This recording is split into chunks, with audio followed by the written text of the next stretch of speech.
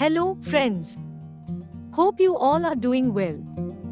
Our Sales Master Training section will help you to achieve greater results in your career. Let us learn some important sales tips.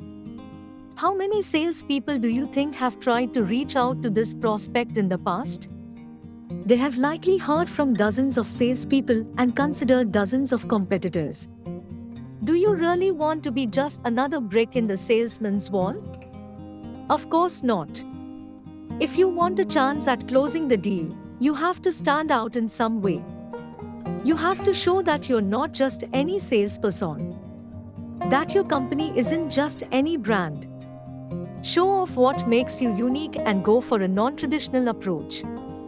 Out-of-box thinking will help you to showcase to your customer as unique. Unique thoughts will drive you as an excellent salesperson. Let us talk about new sales tips in the next video. Kindly like and subscribe to our channel.